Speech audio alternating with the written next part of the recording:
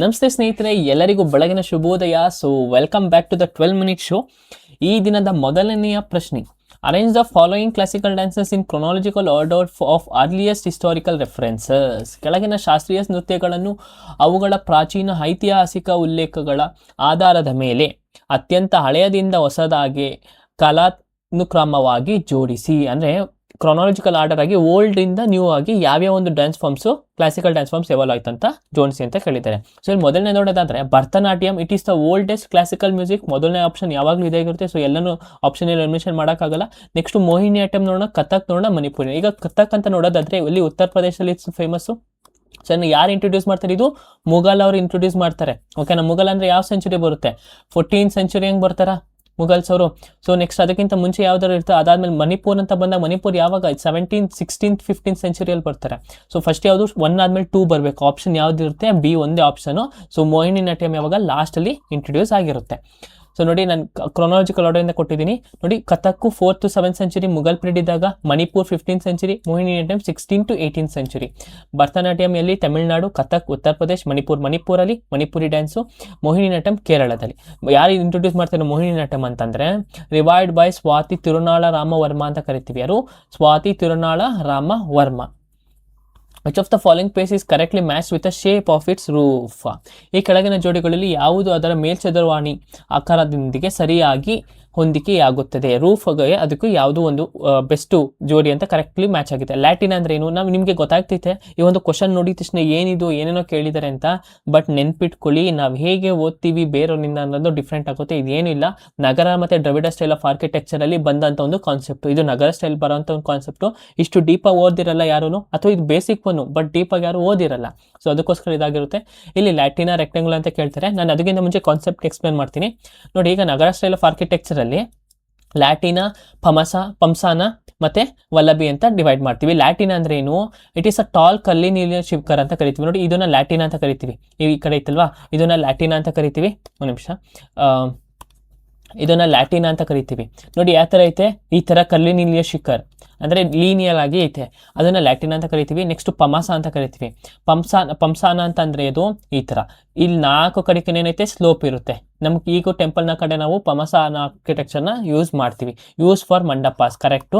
ಇದನ್ನ ನಾವು ನೋಡಿದ್ದೀವಿ. Vallabhi style of architecture, Vallabhi roof style ಹೆಂಗಿರುತ್ತೆ ಅಂದರೆ, ಈ ವಲ್ಲಭಿ ರೂಫ್ ಸ್ಟೈಲ್ ನೋಡಿ, ಈ ಸ್ಟೈಲ್ ನಾವು ನಮ್ಮ ಕರ್ನಾಟಕದಲ್ಲಿ ಎಷ್ಟೊಂದು ಟೆಂಪಲು ಈ ಥರ ಇರುತ್ತೆ. ಇದನ್ನ ವಲ್ಲಭಿ ರೂಫ್ ಸ್ಟೈಲ್ ಅಂತ ನಾವು ಕರಿತೀವಿ. ಆಯ್ತಾ? ಇದಿಷ್ಟು ಅರ್ಥ ಆಯ್ತಾ? ಸೊ ಕ್ವಶನ್ ಕರೆಕ್ಟಾಗಿ ಯಾವ್ದು ಮಾಡ್ತಾರೆ? ಲ್ಯಾಟಿನ್ ಅಂತಂದ್ರೇನು? ರಥಾಕಾರದಲ್ಲಿ ಇರುತ್ತೆ. ಈ ಥರ ಇರುತ್ತಲ್ವ ಲ್ಯಾಟಿನ್ ಅಂದರೆ. ಸೊ ಅದೇನಾಗಿರುತ್ತೆ? ಆನ್ಸರು ತಪ್ಪಾಗಿರುತ್ತೆ. Rectangular wagon shape. ಲ್ಯಾಟಿನ್ ಏನಾಗಿರುತ್ತೆ? ರೆಕ್ಟ್ಯಾಂಗುಲರ್ ವಗಾನ್ ಶೇಪಲ್ಲಿ ಇರುತ್ತೆ. ಸೊ ಇಲ್ಲಿ ಇದು ಕಲ್ಲಿನಿಲಿಯ, ನಾಟ್ ರೆಕ್ಟ್ಯಾಂಗುಲರ್. ನೆಕ್ಸ್ಟು ಆಪ್ಷನ್ ತಪ್ಪು. Phamsana slabs rings to a point straight incline. ಮೇಲಕ್ಕೆ ಏರುವ ಸಮತ ಮಟ್ಟದ ಪದರಗಳ ನೇರ ಇಳಿಜಾರು. ನೋಡಿ, ನಾನು ಹೇಳಿದೆ ಈಸಿಯಾಗಿ ಕಾರ್ನರ್ ಏನೈತೆ ಸ್ಲೋಪ್ಗಳೈತೆ. ಸೊ ಪಮಾಸ ಏನೈತೆ? Correct option. ಯಾವುದು? ಪಮಾಸ ಇಸ್ ದ ಕರೆಕ್ಟ್ ಆಪ್ಷನ್. ವಲ್ಲಭಿ ನೋಡೋದಾದ್ರು ಅದು ರಾಂಗ್ ಇರುತ್ತೆ. ಲ್ಯಾಟಿನ್ ಅಷ್ಟು ಅದನ್ನು ರಾಂಗ್ ಇರುತ್ತೆ. ಸೊ ಇದೊಂದು ಕಾನ್ಸೆಪ್ಟ್ನ ವಿಡಿಯೋ ಪಾಸ್ ಮಾಡಿ ನಾನು ಇಲ್ಲಿ ನೋಟ್ಸ್ ಹಾಕಿರ್ತೀನಿ. ಮತ್ತು ನಮ್ಮ ಟೆಲಿಗ್ರಾಮ್ ಚಾನಲ್ ಜಾಯ್ನ್ ಆದಾಗೂ ಅಷ್ಟೇ ನಿಮಗೆ ಕಂಪ್ಲೀಟಾಗಿ ನಾನು ಇದನ್ನು ನೋಟ್ಸ್ ಹಾಕಿದ್ದೀನಿ. ಇಂಪಾರ್ಟೆಂಟು, ನೆನ್ಪಿಟ್ಕೊಳ್ಳಿ. ಓಕೆನಾ?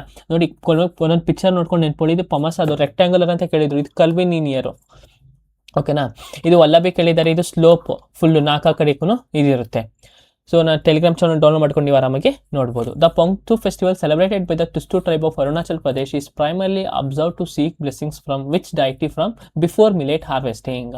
ಅರುಣಾಚಲ್ ಪ್ರದೇಶದ ತುಸ್ತು ಜನಾಂಗದವರು ಆಚರಿಸುವ ಪೊಂಗ್ತು ಹಬ್ಬವನ್ನು ಸಜ್ಜೆ ಕೊಯ್ಲಿಗೆ ಮುನ್ನ ಯಾವ ದೇವರ ಆಶೀರ್ವಾದ ಪಡೆಯಲು ಮುಖ್ಯವಾಗಿ ಆಚರಿಸುತ್ತಾರೆ? ಸೊ ಈಗ ಪೊಂಗ್ತು ಅಂತ ಒಂದು ಫೆಸ್ಟಿವಲ್ ಬಗ್ಗೆ ಕೇಳ್ತಿದ್ದಾರೆ. ಅಲ್ಲಿ ಯಾವ ಒಂದು ದೇವರನ್ನ ಆರಾಧನೆ ಮಾಡ್ತಾರೆ ಅಂತಂದ್ರೆ ರಾಂಕೋತಕ್ ಅಂತ ಕರಿತೀವಿ.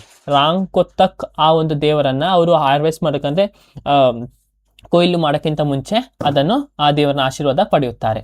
ಸೊ ಈಗ ಅರುಣಾಚಲ್ ಟ್ರೈಬಲ್ ಗ್ರೂಪ್ ನೋಡಿದ್ರೆ ಮೋಪ್ನ ಯಾವ ಫೆಸ್ಟಿವಲ್ ಆಚರಿಸ್ತಾರೆ? ಲೊಸಾರ್. ಆದಿ ಟ್ರೈಬ್ ಸೊಲಾಂಗ್ ಅಂತ ಕರಿತೀವಿ. ಲೊಸಾರ್ ಏನು? ನ್ಯೂ ಇಯರ್ ಅಂತ ಕರಿತೀವಿ. ನೀಶಿ ಟ್ರೈಬ್ ಯಾರು? ನೊಯ್ಕೊಮ್.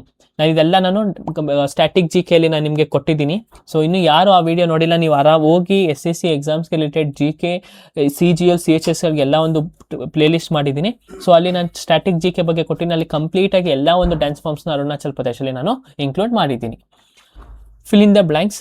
ಇನ್ teen taal of Hindustani classical music. ನೋಡಿ ಮತ್ತೆ ಹಿಂದೂಸ್ತಾನಿ ಕ್ಲಾಸಿಕಲ್ ಮ್ಯೂಸಿಕ್ ಮೇಲೆ ಮತ್ತೆ ಕ್ವಶನ್ಸು. ನಾನು ಅವತ್ತಿಂದ ಪ್ರತಿ ಒಂದು ಪೇಪರ್ಲು ಹಿಂದೂಸ್ತಾನ್ ಕ್ಲಾಸಿಕಲ್ ಮ್ಯೂಸಿಕ್ ಅಂದರೆ ಹಿಂದೂಸ್ತಾನ್ ಕ್ಲಾಸಿಕ್ ಎವಲ್ಯೂಷನ್ ಇಂದ ಹಿಡಿದು ಕರೆಂಟ್ವರೆಗೂ ನಾವೆಲ್ಲನೂ ಓದಬೇಕಂತ ಅರ್ಥ, ಸರಿನಾ. ದ ಖಾಲಿ is marked on the dash ಮಾತ್ರ. ಖಾಲಿ ಜಾಗವನ್ನು ಭರ್ತಿ ಮಾಡಿ. ಹಿಂದೂಸ್ತಾನಿ ಶಾಸ್ತ್ರೀಯ ಸಂಗೀತದ ತೀನ್ ತಾಳದಲ್ಲಿ ಖಾಲಿಯನ್ನು ಡ್ಯಾಶ್ ಯಾತ್ರೆಯಲ್ಲಿ ಗುರುತಿಸಲಾಗುತ್ತದೆ. ಸೊ ಈಗ ನಾನು ಮುಂಚೆ ಹೇಳಿದ್ದೆ, ಏನಂತ ಹೇಳಿದ್ದೆ ಅಂದರೆ ರಿದಮ್ ಅಂತ ಹೇಳಿದೆ. ರಿದಮ್ ಅಂದ್ರೆ ಏನು, ತಾಳಗಳು ಅಂತ ಹೇಳಿದೆ, ಅದೊಂದು ರಿದಮಿಕ್ ಸೈಕಲ್. ಅದೇ ತರನೇ ತಾಳ, ತೀನ್ ತಾಳ, ತಾಳದಲ್ಲಿ ಒಂದು ಕ್ಲಾಸಿಫೈಡ್ ಅಥವಾ ಒಂದು ಟೈಪ್ ಯಾವುದು, ತೀನ್ ತಾಳ ಅಂತ ನಾವು ಕರಿತೀವಿ. ಓಕೆನಾ. ತಾಳ ಅಂದ್ರೆ ಏನು, ಒಂದು ರಿದಮಿಕ್ ಸೈಕಲ್, ಅದರೊಳಗೆ ತಾಳ, ತೀನ್ ತಾಳ ಅನ್ನೋದೊಂದು ವೆರೈಟಿ. ಓಕೆನಾ. ಆ ತೀನ್ ತಾಳದಲ್ಲಿ ಎಷ್ಟು ಮಂತ್ರ ಇರುತ್ತೆ, 16 ಮಂತ್ರ ಇರುತ್ತೆ. ಅದನ್ನ 4 ತರ ಡಿವೈಡ್ ಮಾಡಿರ್ತಾರೆ. ಒಂದನ್ನ ಸಾಮ್, ತಾಳಿ, ಖಾಲಿ ಅಂತ ಡಿವೈಡ್ ಮಾಡಿರ್ತಾರೆ. ಓಕೆನಾ. ವಿಭಾಗ ಸಾಮ್, ತಾಳಿ, ಖಾಲಿಯಾಗಿ ಅದನ್ನ ನಾವು ಡಿವೈಡ್ ಮಾಡಿರ್ತೀವಿ. ಓಕೆನಾ. ಈಗ ತೀನ್ ತಾಳದ 16 ಮಂತ್ರದಲ್ಲಿ ಸಾಮ್ನ ಫಸ್ಟ್ ಮಂತ್ರ ಅಂತ ಕರಿತೀವಿ, ಖಾಲಿನ ಎಷ್ಟನೇ ಮಂತ್ರ ಅಂತ ಕರಿತೀವಿ, 9ನೇ ಮಂತ್ರ ಅಂತ ಕರಿತೀವಿ, ತಾಳಿನ 1, 5 ಮತ್ತು 10 ಮಾತ್ರಗಳು ಅಂತ ನಾವು ಕರಿತೀವಿ. ಸೊ ಈಗ ಯಾತ್ರ ಬಗ್ಗೆ ಕೇಳಿದ್ರಲ್ಲಿ ಖಾಲಿ ಅಂತ ಬಗ್ಗೆ ಕೇಳಿದರೆ, ಖಾಲಿ ಎಷ್ಟನೇ ಮಂತ್ರ, 9 ಮಂತ್ರ, 9ನೆಯ ಮಂತ್ರ ಮಾತ್ರ. Why is the weight and the circumference of the cricket ball strictly regulated in official matches? ಅಧಿಕೃತ ಕ್ರಿಕೆಟ್ ಪಂದ್ಯಗಳಲ್ಲಿ ಚೆಂಡಿನ ತೂಕ ಮತ್ತು ಸುತ್ತಳತೆಯನ್ನು ಏಕೆ ಕಟ್ಟುನಿಟ್ಟಾಗಿ ನಿಯಂತ್ರಿಸಲಾಗುತ್ತದೆ? ಯಾಕೆ ಸರ್ಕಂಫರೆನ್ಸು, ರೇಡಿಯಸ್ಸು, ವೆಯ್ಟು ಒಂದೇ ಇರಬೇಕಂತಂದ್ರೆ, ನೋಡಿ ಆಪ್ಷನ್ ನೋಡೋಣ. ಹೆವಿಯರ್ ಬಾಲ್ ಸೂಟ್ಸ್ ಬೌಲರ್, ಎಲ್ಲ ಬಾಲ್ಗಳು ಬೌಲರ್ಗೆ ಒಂದೇನೆ. ಲೈಟರ್ ಒನ್ ಸೂಟ್ಸ್ ಬ್ಯಾಟ್ಸ್ಮನ್, ಈ ಒಂದು ಆಪ್ಷನ್ ತಪ್ಪಾಗಿರುತ್ತೆ. ಸೊ ಜಾಸ್ತಿ ತೂಕ ಇದಷ್ಟು ಹೊಡೆದ್ರೆ ಇನ್ನೂ ಜೋರಾಗಿ ಹೋಗುತ್ತಲ್ವಾ ಅಲ್ವಾ. ಸೊ ಇದೊಂದು ಆಪ್ಷನ್ ತಪ್ಪಾಗಿರುತ್ತೆ. Variation affects bounces, swing and fairness of standard pitches. ವ್ಯತ್ಯಾಸಗಳು ಬೌನ್ಸು, ಸ್ವಿಂಗು ಹಾಗೂ ಸಾಮಾನ್ಯ ಪಿಚ್ಚುಗಳಲ್ಲಿ ನ್ಯಾಯಸಮ್ಮತ ಆಟದ ಮೇಲೂ ಪರಿಣಾಮ ಬೀರುತ್ತದೆ. ಇದು ಒಂಥರ ಬೆಸ್ಟ್. ಅಂದರೆ ಹೌದು, ವೇರಿಯೇಷನ್ ಏನಾದರೆ, ಈಗ ಕೆಲವೊಂದು ಬಾಲ್ ನಾವು ಆಟ ಆಡ್ಬೇಕಾದ್ರೆ ನೋಡ್ಬೋದು, ಒಂದೊಂದ್ಸಲಿ ಪಿಚ್ ಜಾಸ್ತಿ ಆಗುತ್ತೆ, ಒಂದೊಂದ್ಸಲಿ ಪಿಚ್ ಜಾಸ್ತಿ ಆಗುತ್ತೆ, ಒಂದೊಂದು ಬಾಲು ವೆಯ್ಟ್ ಜಾಸ್ತಿ ಇರುತ್ತೆ. ಸೊ ಕೆನ ICC mandate is to cut cost simply logistic. ಈ ಥರ ಒಂದು ಆಪ್ಷನ್ಸ್ಗಳು ನಾವು ಈಸಿಯಾಗಿ ಬೇಸಿಕ್ ನಾಲೆಜ್ ಎಲಿಮಿನೇಟ್ ಮಾಡ್ಬೋದು. ಯಾರಾದರೂ ICC ಅಷ್ಟು ದೊಡ್ಡ ಬೋರ್ಡು ಕಾಸ್ಗೆ ಏನಾದ್ರು ಯೋಚನೆ ಮಾಡುತ್ತಾ? Only red balls follow this, 2 ball same. So option ಯಾಗುತ್ತೆ, B will be the option. So ನಾನು ಕೊಟ್ಟಿದ್ದೀನಿ. ಮತ್ತು ಸ್ಟ್ಯಾಂಡರ್ಡ್ ವೆಯ್ಟ್ ಎಷ್ಟು, 155.9 to 163 ಗ್ರಾಮ್, ಅಂದರೆ 5.5 to 5.75 OZ ಅಂತ ನಾವು ಕರಿತೀವಿ. ಸರ್ಕಂಫರೆನ್ಸ್ ಎಷ್ಟು, 22.4 to 22.9. Which Indian athlete won the first ever Paralympics gold in archery at the Paris 2024 Paralympics? Paris 2024 Paralympics ನಲ್ಲಿ ಬಿಲ್ಲುಗಾರಿಕೆಯಲ್ಲಿ ಅಂದರೆ ಆರ್ಚರಿಯಲ್ಲಿ ಭಾರತದ ಮೊದಲ ಪ್ಯಾರಾಲಿಂಪಿಕ್ ಚಿನ್ನದ ಪದಕವನ್ನು ಗೆದ್ದ ಆಟಗಾರರು ಯಾರು ಗೆಲ್ತಾರೆ ಅಂತಂದರೆ, ನೆನ್ಪಿಟ್ಕೊಳ್ಳಿ, ಹೋದ ವರ್ಷ ಫುಲ್ಲು ರಿಪೀಟೆಡ್ ಕ್ವಶನ್ಸು. ಅಂದರೆ 2024, 2025 ಒಂದು ಇಯರಲ್ಲಿ ಎಲ್ಲ ಪೇಪರ್ಗಳು ಇವ್ರು ಕೇಳಿದ್ದಾರೆ. ಯಾರು, ಹರ್ವಿಂದರ್ ಸಿಂಗ್. ಪ್ಯಾರಾ ಆರ್ಚರಿಯಲ್ಲಿ ಏನು ಗೆದ್ದಿದ್ದಾರೆ, ಗೋಲ್ಡ್ ಮೆಡಲ್ ಗೆದ್ದಿರ್ತಾರೆ. ಆದರೆ ಪ್ರೀತಿ ಪಾಲ್ ನೋಡೋದಾದ್ರೆ ಅವ್ರು ಯಾವುದಕ್ಕೆ ರಿಲೇಟೆಡ್, ಅಥ್ಲೆಟಿಕ್ಸ್ಗೆ ರಿಲೇಟೆಡ್. ಓಕೆನಾ. ಇವ್ರನ್ನ ಎಲಿಮಿನೇಟ್ ಮಾಡ್ಬೋದು. ರಾಕೇಶ್ ಕುಮಾರ್ ಯಾವುದು, ಬ್ರಾನ್ಸ್ ಮೆಡಲ್ ಗೆದ್ದಿರ್ತಾರೆ. ಶೀತಲ್ ದೇವಿ ಈ ವರ್ಷ ತುಂಬ ಇಂಪಾರ್ಟೆಂಟು, ನೆನ್ಪಿಟ್ಕೊಳ್ಳಿ, ಅವ್ರ ಬಗ್ಗೆ ಹೋಗಿ ಓದಿ. ನಾನಿಲ್ಲಿ ಬೇಸಿಕ್ ಎಲ್ಲ ಕೊಟ್ಟಿದ್ದೀನಿ. Athlete achievement, Harvinder Singh gold medal ಗೆದ್ದಿರ್ತಾರೆ. ಶೀತಲ್ ದೇವಿ ಅವರು ನೋಡಿ, ಇವರು ಶೀತಲ್ ದೇವಿ ಅವ್ರಿಗೆ ಒಂದು ಆರ್ಮ್ ಇಲ್ಲ, ಅವ್ರ ಬಗ್ಗೆ ಕ್ವಶನ್ಸ್ ಕೇಳಿದ್ದಾರೆ. ಓಕೆ, ನಾವು ಬ್ರಾನ್ಸ್ ಮೆಡಲ್ ಗೆದ್ದಿದ್ದಾರೆ. ಈ ವರ್ಷ ಏನು ಮಾಡಿ ಗೆದ್ದಿದ್ದಾರೆ, ಗೋಲ್ಡ್ ಮೆಡಲ್ ಗೆದ್ದಿದ್ದಾರೆ ಅವರು, ಸರಿನಾ. ರಾಕೇಶ್ ಕುಮಾರ್ ಬ್ರಾನ್ಸ್ ಮೆಡಲ್, ಪ್ರೀತಿ ಪಾಲ್ ಬ್ರಾನ್ಸ್ ಮೆಡಲ್ ಗೆದ್ದಿದ್ದಾರೆ. ಯಾವ ಒಂದು ಆಟಕ್ಕೆ ರಿಲೇಟೆಡ್ ಅಂದರೆ ಅಥ್ಲೆಟಿಕ್ಸ್ಗೆ ಅವರು ರಿಲೇಟೆಡ್, ಪ್ಯಾರಾಲಿಂಪಿಕ್ಸ್ಗೆ ಅಲ್ಲ. Which city hosted the meeting of the BRICS Minister of Foreign Affairs on 4 June 2018? 4 June 2018 ಇಲ್ಲಿ ಯಾರು ಓದಿರ್ತಾರೆ ನೋಡಿ. SSC ಒಂದು ಇಡಿಕ್ವಿಟಿ ಒಂದು ಪ್ಯಾಟರ್ನ್ ಏನೈತೆ ಅಂದರೆ, ಯಾವುದೋ ಒಂದು ಇಯರ್ದು ಕೇಳುತ್ತೆ, ಬಟ್ ನಮಗೆ ಗೊತ್ತಿರಬೇಕು ಅಲ್ಲಿ ಯಾಕೆ ಕೇಳುತ್ತೆ ಅಂದರೆ, ಆ ಒಂದು ಇಯರಲ್ಲಿ ಏನಾದ್ರು ಒಂದು ಸ್ಪೆಷಾಲಿಟಿ ಇರುತ್ತೆ. ಓಕೆನಾ. ಸೊ ಅಲ್ಲಿ ನೆಕ್ಸ್ಟ್ ಯಾರು ಹಾಸ್ಟ್ ಮಾಡಿರ್ತಾರೆ ಅಂದರೆ, ಅದನ್ನು ಸೌತ್ ಆಫ್ರಿಕಾದವ್ರು ಹಾಸ್ಟ್ ಮಾಡಿರ್ತಾರೆ. ಓಕೆನಾ. ಅದನ್ನು ಯಾರು ಹಾಸ್ಟ್ ಮಾಡಿರ್ತಾರೆ, ಸೌತ್ ಆಫ್ರಿಕಾದವ್ರು ಹಾಸ್ಟ್ ಮಾಡಿರ್ತಾರೆ. ಇನ್ನು ನಮ್ಮ ಭಾರತದ ನೋಡೋದಾದರೆ, ಭಾರತದಲ್ಲಿ 2012 ಇಂಡಿಯಾದ ನ್ಯೂ ಡೆಲ್ಲಿಲಿ ಮಾಡ್ತಾರೆ. 2016 ಗೋವಾದಲ್ಲಿ 8ನೇ ಬ್ರಿಕ್ಸ್ ಸಮಿಟು, 4, 8, 13. ಓಕೆನಾ. 4 ಮಲ್ಟಿಪಲ್ಸ್ ಇಟ್ಕೊಳ್ಳಿ. 4 + 4 8 ಅಂತ ನೆನ್ಪಿಟ್ಕೊಳ್ಳಿ. 4ನೇದು 2012ಅಲ್ಲಿ, 8ನೇದು 2016ಅಲ್ಲಿ, 2021 ಕೊರೋನಾ ಟೈಮಲ್ಲಿ 13ನೇ ಬ್ರಿಕ್ಸ್ ಸಮಿಟು ಆನ್ಲೈನಲ್ಲಿ ಹಾಸ್ಟ್ ಮಾಡ್ತಾರೆ. ಮತ್ತು ಅದು ಬಿಟ್ಟರೆ ಈ ವರ್ಷ 2026ಅಲ್ಲಿ ನಮ್ಮ ಭಾರತ ಇದನ್ನು ಹಾಸ್ಟ್ ಮಾಡಿದೆ. Which of the following best describes the theme of the book Hot Stages? ಇದು ಹಾಟ್ ಸ್ಟೇಜಸ್ ಅಲ್ಲ, ಹಾಟ್ ಸ್ಟೇಜಸ್. ಹಾಟ್ ಸ್ಟೇಜ್ ಪುಸ್ತಕದ ವಿಷಯಸ್ತುವನ್ನು ಕೆಳಗಿನ ಯಾವ ಅತ್ಯುತ್ತಮವಾಗಿ ವಿವರಿಸುತ್ತದೆ? ಯಾವುದಾದೊಂದು ಬೆಸ್ಟ್ ಡಿಸ್ಕ್ರೈಬ್ ಮಾಡುತ್ತೆ ನೋಡಿ. ಹಾಸ್ಟೇಜ್ ಅಂದರೆ ಏನಿಲ್ಲ, ಆ ಒಂದು ಬುಕ್ಕು ಏನರ ಬಗ್ಗೆ ಡಿಸ್ಕಸ್ ಮಾಡುತ್ತೆ ಅಂತಂದರೆ, ಆ collection of modern place on social issues ಬಗ್ಗೆ ಆ ಒಂದು ಪ್ಲೇ ಡಿಸ್ಕಸ್ ಮಾಡುತ್ತೆ ಆ ಒಂದು ಬುಕ್ಕು. ಆ collection of modern place on the social issues, ಸಾಮಾಜಿಕ ವಿಷಯಗಳ ಕುರಿತು ಆಧುನಿಕ ಭಾರತದ ನಾಟಕಗಳ ಸಂಕಲನ ಅಂತ ನಾವು ಕರಿತೀವಿ.